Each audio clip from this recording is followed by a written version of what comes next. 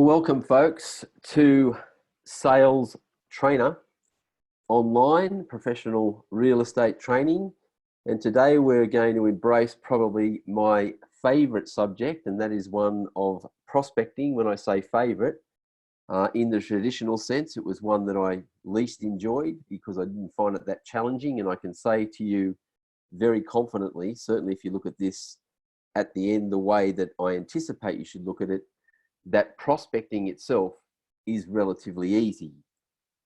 Identifying clients is also relatively easy. What we need to do is start to look at a strategic play at how you create what we refer to as prospect flow. If I was to put it in perspective in the initial brochure, I should say, in the initial catch cry of this particular webinar, I said that, the problem that salespeople confront around prospecting is, generally speaking, they prospect out of need. And by prospecting out of need, they kind of wait until they need prospects. If you look at a previous webinar that we had on this, when I talked about the 1 in 4 syndrome, where salespeople generally go through a phase where they start with prospecting, then shift their focus across to listing, then shift their focus across to managing the expectations around those listings, and then finally on the sale itself. And what you generally find is they get off each block fairly well, but invariably they have one good month, which is the sales month at the end. They have a disastrous month when all of their attention is driven to prospecting, and then in the middle they have some ordinary months. Well, we seek to iron this out by quite simply focusing on what I refer to as, in the first instance, straight line prospecting, which is about going direct to active property sellers. I'll explain that in just a moment. The confronting thing for you at this point in time is to ask yourself, what is your strategy? And even if you don't have one, you then typically have what's the word that I'm looking for? You do have a strategy, but you may not be consciously aware of it. And the strategy I'm going to present to you is one that we call straight line prospecting. The reason that we do that is it gets you directly to sellers, because I've always maintained the attitude that when you're sick, you go to a doctor. When you need your books done, you go to an accountant. So when you are selling, this is when it's primary uppermost in your mind. And I think the two things that determine whether or not you're on the shopping list are your presence in the area and the activity that you can then share. So certainly it still falls to being able, when you get to a listing presentation, to present a product that outpaces your competitor. But the connection of the prospects themselves should be relatively simple. So we say that, and I believe that the problem or the thing and the mistake that a lot of agents make is that they focus too heavily in the first instance on pricing. So we've always maintained, and it's not the complete subject matter of this, but what I'm saying is the agents that are able to readily identify, and here's the key, a surplus of opportunities, a surplus of sellers, they'll generally prevail in the scheme of things. Once you've identified it, you want to stay away from market appraisals. I can then confidently say to you that any property owner that wants a market appraisal is most likely at this point in time not selling. I'll explain that a little bit further. I know it's a radical approach, but just hang on to that thought. I say that once you've actually identified a seller, you should move into a giving consultative disposition. Then you should focus on educating. So a lot of frustration points, particularly for property owners, for real estate agents, stem from the fact that the seller will say to them, look, we are going to sell, but we don't want to put our property on the market until we find something to buy. So we want to alleviate that frustration as well. And we do this with a consultative approach, moving into education, showing them the pitfalls of waiting to put the property on the market, explaining that listing is not selling. But as I say, that's a subject matter for another. And then In doing so, you're preventing a value-added proposition, and then you can move to list with confidence. So I say prospective clients, when you look at your marketplace as a whole, are only ever in one or two dispositions. Prospective clients are either active property sellers. Now, as the title suggests, an active property seller is typically actively focused on coming or researching the market ahead of selling.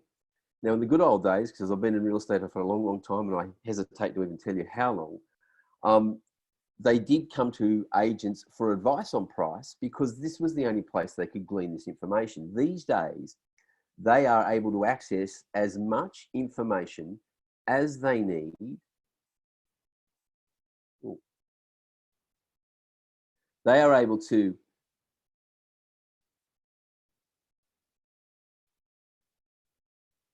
bring your shared window to the front. Can somebody just push on the Q&A and let me know that you are actually seeing what I do have up here in the shared window?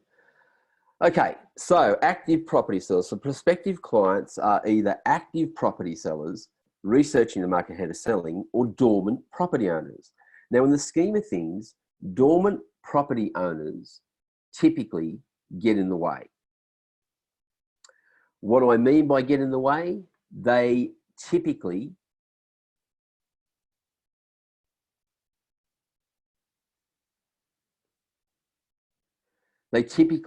are interested in the value of their property. So with most prospecting mediums, they are lured into this. And then they typically, for want of a better question, given that they are lured into this, are attracted to most traditional prospecting methods. Well, with straight line prospecting, we are interested in identifying active property sellers primarily. And from that, we can confidently say, do not focus on market appraisals, but instead focus on listing presentations. You see, the question that I pose to you is this: if you had more than enough listing presentations and active property sellers, would you offer market appraisals to dormant property owners? Now, I think the answer to that is no, that you would not do that. You would instead be focused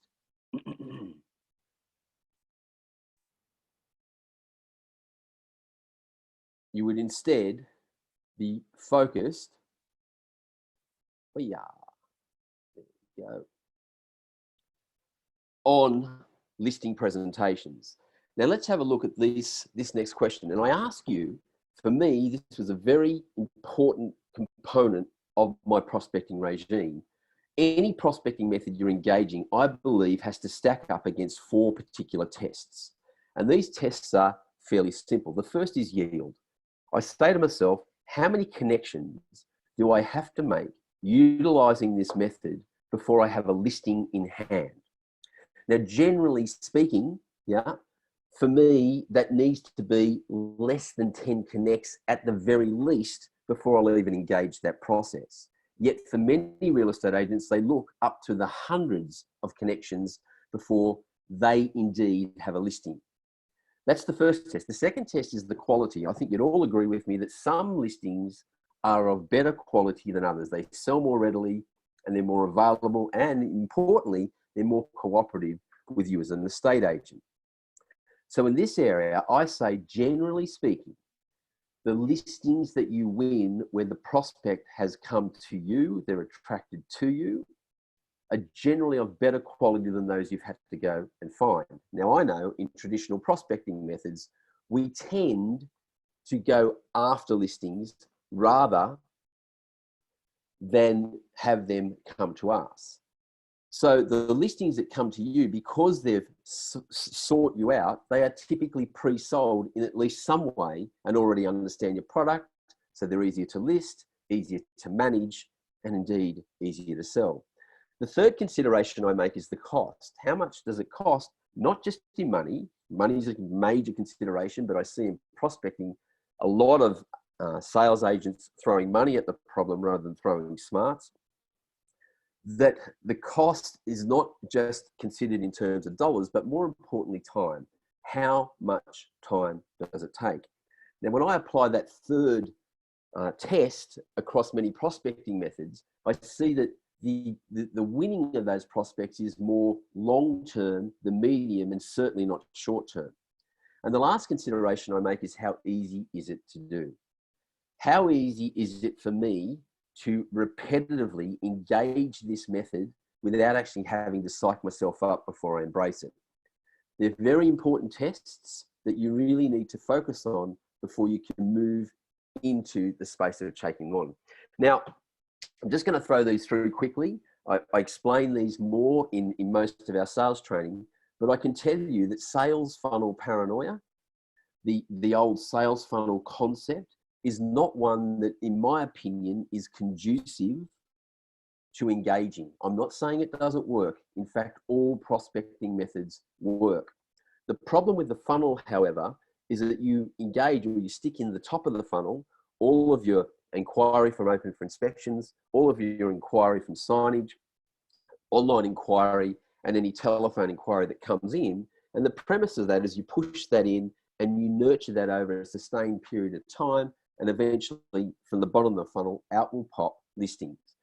Now, I'm not saying that this doesn't happen. I'm just saying for the amount of work that you put in, the return, the yield, if we go back to those 4 prospecting tests, is not conducive to us focusing on it.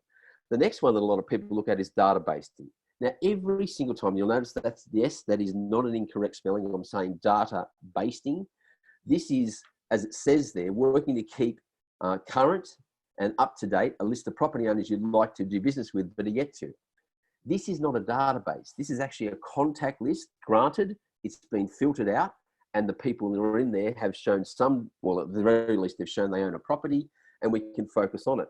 But this is medium and long-term prospecting that is not conducive to you progressively and productively moving forward to taking market share.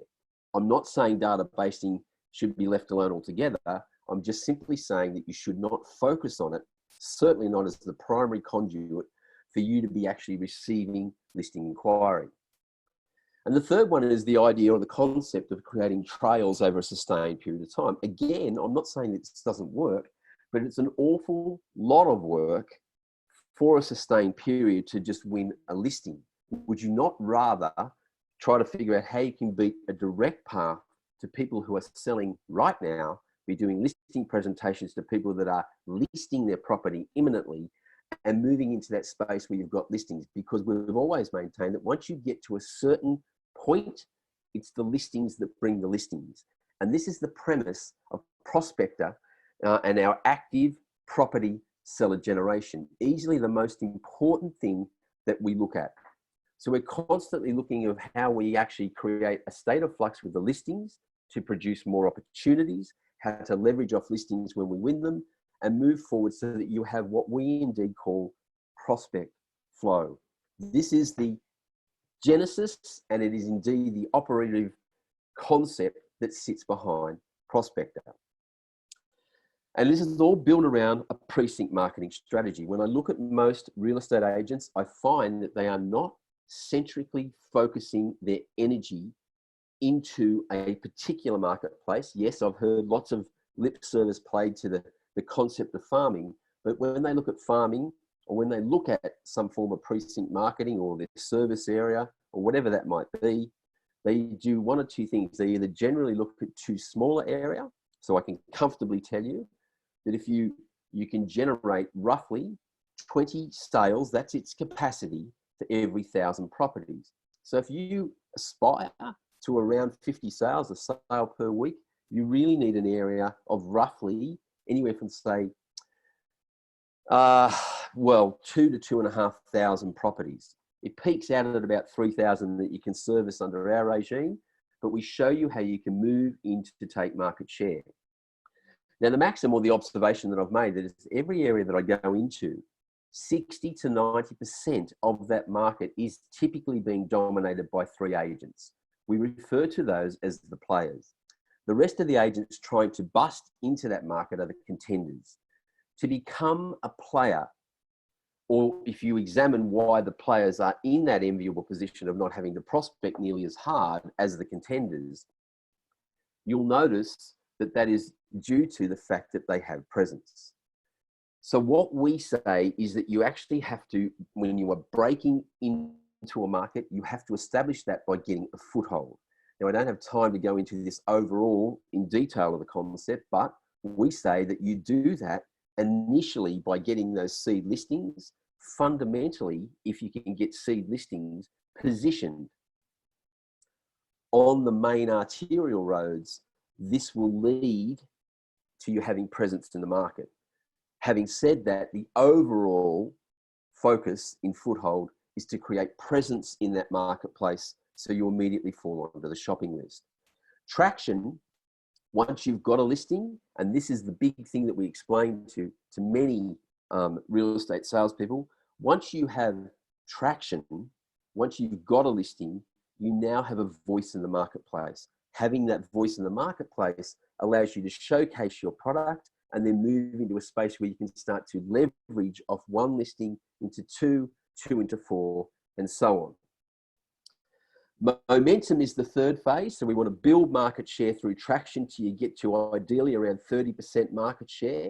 From there, if you really want to keep growing, you probably need to look at a bigger geographical space.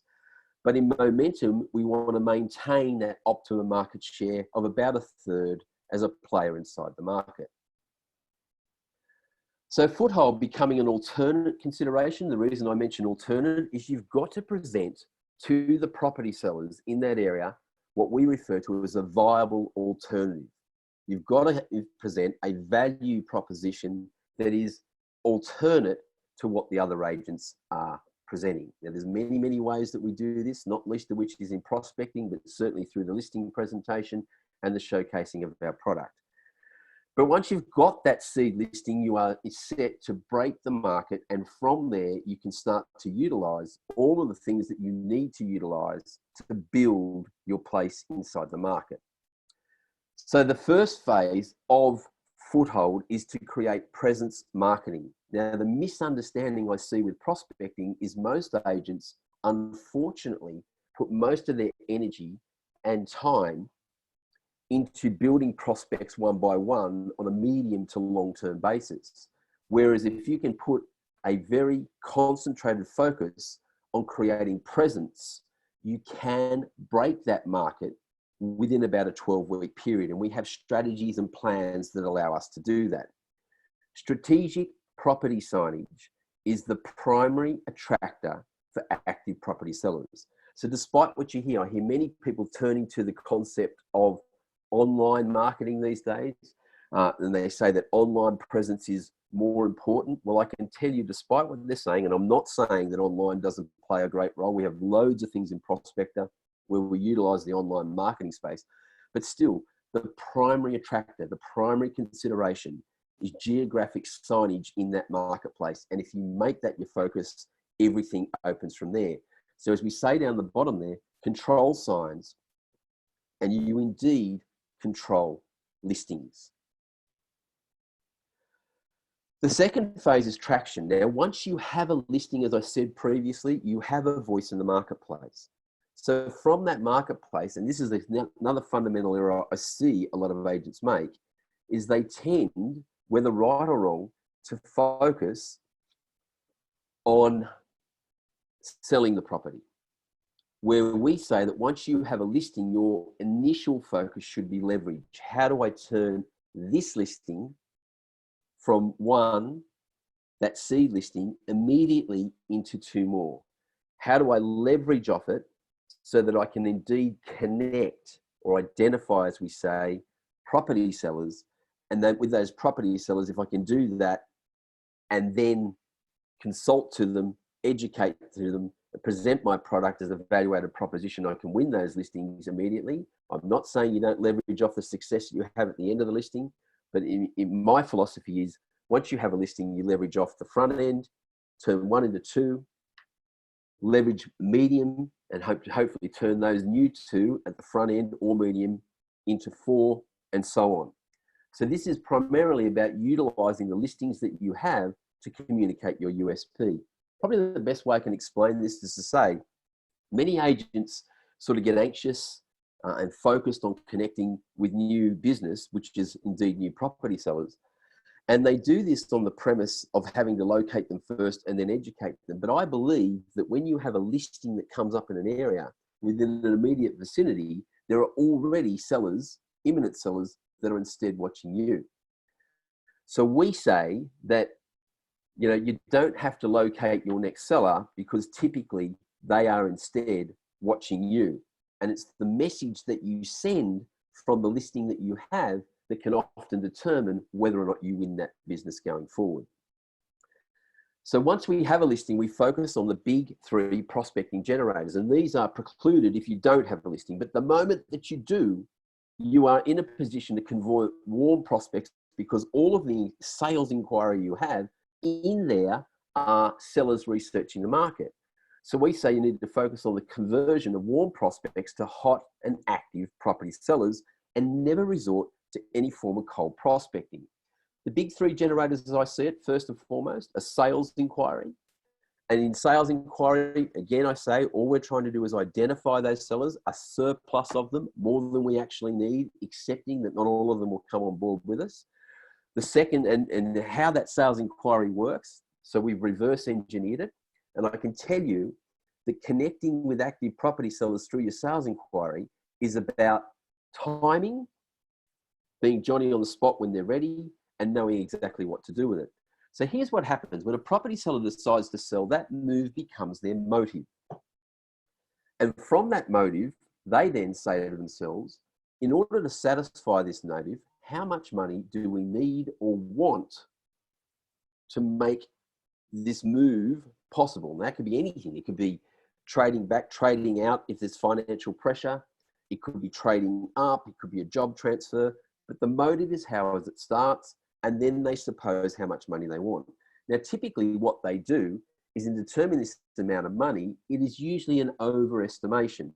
So with that overestimation, they then look at the value of the property. So they start to ask the question, how much is the property worth in direct correlation to the amount of money we need? Now, I believe because they overestimate how much they need or want, this is where they can quite often overestimate or wishfully overestimate the value of their property. Now, we think they may be motivated by greed, but I think they're motivated by fear in this disposition, which is why I say stay away from a price and move into the space of giving advice. That's the valuated proposition. Now, until such time as the property's value comes in from their perspective at a number that is greater than or equal to the amount of money they need, they simply don't want to talk to agents. So we say that they enter during this research phase a period where they pose most of the time as buyers because this is safe. They don't want to engage the services of an agent because they're just simply looking to gain information, to glean information so that they can ascertain for themselves the value of the property. And for that reason, they're pretty much non-receptive to any form of listing presentation. Now, we call this the data collection phase. All you really need to do is get their name, get their mobile number and their email address and record it. Because the research phase goes for approximately a minimum of about 4 weeks to sometimes as long as 12 weeks. And as I said before, they're not receptive to any form of prospecting. Having said that, you can readily identify them. Now, the miraculous thing is once they've gone through that research phase, once you've collated the data and they have now satisfied themselves that the value of the property is greater than or equal to the amount of money they need, they then enter the presentation phase where they become immediately receptive to any form of prospecting. Now, we say that this is because they're receptive to prospecting, all you have to do, hopefully, is get the timing right. And when you call them with some very specific dialogue, you are able to harvest from there the sellers that you need to continually create prospect flow and sustain a very consistent and sometimes growing productivity phase. So this is what we refer to as not just being productive, but also being progressive in taking market share. Now, the final phase, and this is an interesting one because most real estate agents look at winning the listing presentation as the primary consideration, which of course it is. But having won that listing presentation, they then go into a third phase. And most agents are very slow to contest this fairly strongly with anything other than follow-up calls and sort of reiterating what's already been said. So we say during the selection phase, once they've had the presentation, that they then move into a space where they start to assess and validate the value that each agent is offering. And from the real estate agent's point of view, and I'll say this very succinctly, I say that prospecting doesn't stop until you win the listing. So in entering the selection phase, the final part, you really need to engage what we refer to as reinforced product marketing. Now, in later editions of SALEStrainer Online, I'll be talking about that consultative approach. I'll be talking about how you reinforce your product marketing. And I'll also be talking about how you win that listing presentation and what you need to do and say to give yourself the greatest possible chance. But looking at this per se, you can see, I hopefully think you can see exactly where the sellers are. And it's about getting this timing aspect right, but there's no point in getting that timing aspect right if you're not collating that data. The second source, of course, is welcome homes. Now, the industry has embraced this. Everyone realizes that property sellers are turning up to their open for inspections, but they're not, in my opinion, looking at their open for inspection the way that they should. I believe an open for inspection is a virtual listing presentation. My paranoia extends to being absolutely certain that any visitor to that open home, should they be a property seller, will look at that open home and basically say, I have to list with these guys, because you stand out in your discharging of the welcome home, as we call it, the open home, as a product, as one that you are showcasing what it is you do for active property sellers. And so we say you've got to dominate those open for inspections and make them completely contrasted to that of the competitor. Now, the third source is what we refer to as the regenerative prospector process. Now, this is a very simplistic view. So we look at the regenerative prospecting process and we say, once you have a listing, once you have a sign in the marketplace, once you have that conduit, with an immediate vicinity, we believe that there are up to 5 property sellers that are in a gestative state. They are researching the market ahead of selling. Now, the question we have for ourselves is, how do we directly connect with those? Because typically they're surrounded by a whole lot of dormant property owners that are interested in the state of the market, that are interested in the value of their property, but they are not necessarily selling. So I say that if you're offering market appraisals, if you're offering advice as to where the market is, you're going to attract both and not be able to disseminate the active property sellers from the dormants. Well, the regenerative prospector process does that in spades. We have a 10-step process by which we offer information in return for the seller contacting the agency. This has been extraordinarily successful in generating repetitive business.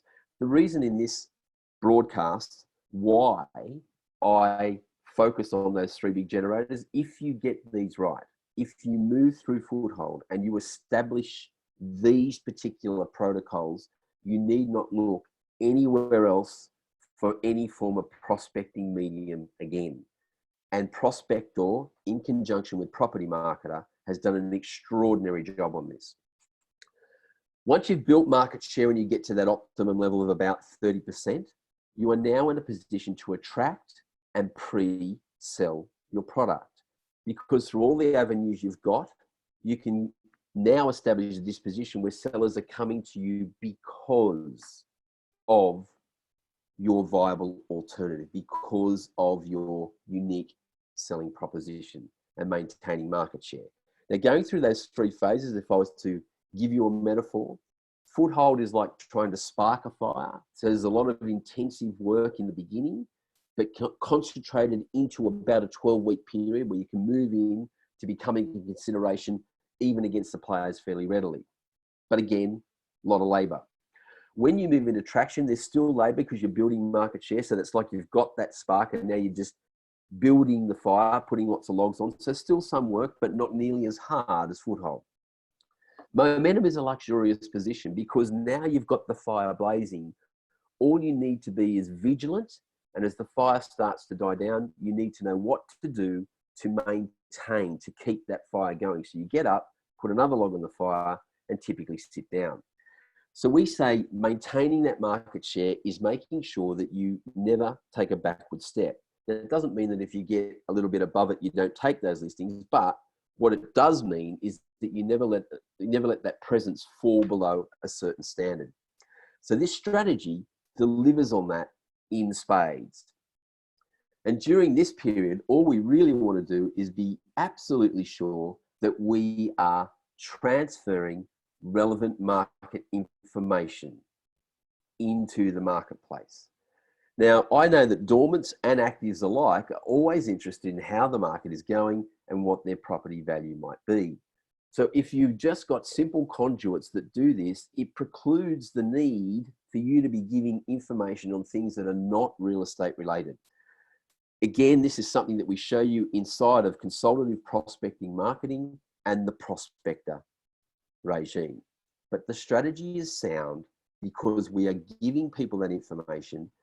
Even with dormants, we make sure that we are retaining and building market presence, even subliminally. So when a dormant property owner becomes an active property seller, you immediately fall onto that shopping list inside that marketplace. And where this really starts to make a lot of sense is in and around the prospector. So here is the prospector flow chart. And I'll show you here that these are the three phases: foothold, traction, and momentum. And each is built in. So what we have is a sales inquiry funnel, which I talked about. So from the welcome homes, your telephone, your online delinquents, this goes into your funnel. That then sits inside your sales inquiry log. From your online, you can do things like the market roundup, which is basically our newsletter that tells people how the market is, what their property is worth. Databasing through your concierge. So we're okay with the company doing the data work with those medium and long-term prospects. Things like Google AdWords, Facebook, and what the PSRG stands for, the Property Sellers Research Guide. And this formulates into your sales inquiry log. From there, you move into the harvest phase that we talked about, and there are only 4 possible outcomes. The first is that it's a buyer that's purchased, and you seek to get those into your origin database where they'll receive contact as a dormant until they become active. You could be up and against another competitor after you've identified. So we then move into a space where we offer product reinforcement. We offer a viable point of difference whilst they're in that research phase, so that when they move into the presentation phase, maybe you get that opportunity. They might be an active property seller, which means we move into that reinforced product phase, or indeed once you list it. And once you list it, we then talk about regenerating it. And here's the process that we use to communicate the right message across. So there it is. In the next edition that we will be focused upon here at SALEStrainer Online, we'll start to show you how you move into that space and retain a consultative disposition, so that once you've identified, you can move into the consultative space and then not just educate, but add real value, so that you become the only choice for the seller.